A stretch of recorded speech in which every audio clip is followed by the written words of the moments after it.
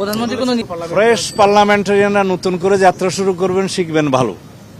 তাদের ভিতরে কোনো প্রিকনসিভড আইডিয়া না থাকলে ভালো মতো লার্নিংটা হয়।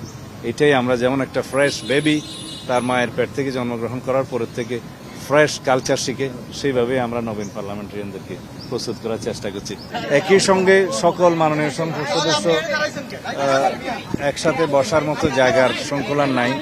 আমরা ভাগ ভাগ করে 4টা সেশন করেছিলাম, গতকালকে 2টা সেশন হয়েছে আর আজকে 2টা সেশন হবে। সকালের সেশনটা এখন চলমান, বিকেলে আরেকটা সেশন হবে। একই জিনিস, পির লার্নিং। আচ্ছা, একটি বিষয় সেটি হচ্ছে 209 জন সংসদ সদস্যের মধ্যে 146 জন এবার প্রথম তারা সংসদ সদস্য হয়েছেন বিএনপির পক্ষ থেকে ত্রয়োদশ নির্বাচনে অংশ নিয়ে। তারা সংসদে কেমন ভূমিকা পালন করবে, এটা কোনো চ্যালেঞ্জ হয়ে দাঁড়াবে কিনা, যেহেতু অনেক ম্যাক্সিমাম সদস্যই নতুন? 90 জন গেজেট নোটিফিকেশনকৃত সংসদ সদস্যের মধ্যে 219 জনই নতুন সদস্য এবার প্রথমবার এসছে। তার মধ্যে বিএনপির কতজন আমি ঠিক হিসাব করে দেখিনি, 146। তো তারা যাতে সঠিক ভূমিকা পালন করে এবং পার্লামেন্টারি কালচারটা আমরা যাতে মেনটেন করতে পারি এবং খুব ভালো কালচারের মধ্য দিয়ে অতীতের কিছু ব্যাড কালচারকে আমরা রিমুভ করতে পারি, সেই জন্য আমরা নিজেদের মধ্যে আলাপ আলোচনা করি। এটাকে পির লার্নিং বলে আর কি। নিজেরা আলাপ করি এবং শিখি। Practice and conflict of interest এই বিষয়ে আমি কথা বলেছি। আর বিভিন্ন বিষয়ে রীতি রেওয়াজ পদ্ধতি পার্লামেন্টের এগুলো যাতে আমরা শিখি, সেই বিষয়ে আমরা নিজেরা আলোচনা করেছি। বিশেষ করে constitution, rules of procedure, customs convention of the house, এগুলো নিয়ে আলাপ হয়েছে।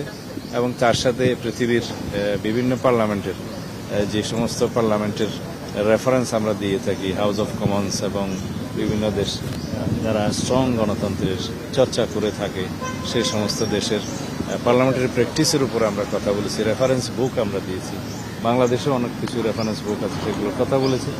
আর পার্লামেন্ট লাইব্রেরি যাতে আমরা ইউজ করি, সেই জন্য আমরা নসিহত করেছি। এইভাবে আমরা নিজেদের মধ্যে নিজেরা আলোচনা করে নিজেদেরকে স্ট্রেনথেন করার জন্য, এনরিচ করার জন্য পার্লামেন্টারি প্র্যাকটিসে সেই চেষ্টাটা আমরা চালু রাখছি। আশা করি আমাদের ভবিষ্যৎ পার্লামেন্ট সেশন দেখে জাতি অনেকটা আশ্বস্ত হবে যে এইরকম একটি পার্লামেন্ট তারা দেখতে চেয়েছিলেন, যাতে অতীতের ব্যাড কালচার যেগুলো হয়েছে, যেগুলো ব্যাড প্রেসিডেন্ট সৃষ্টি হয়েছে পার্লামেন্ট সম্পর্কে এবং মানুষের যে নেতিবাচক ধারণা সৃষ্টি হয়েছে, এগুলো সব মানুষের মন থেকে আমরা মুছে দেবো। ইনশাআল্লাহ আমরা একটা ভালো পার্লামেন্টারি প্র্যাকটিস আমরা সৃষ্টি করব এবং তার মাধ্যমে নজির স্থাপন করব। আর জাতির জন্য আমরা বেস্ট কন্ট্রিবিউশন যাতে করতে পারি,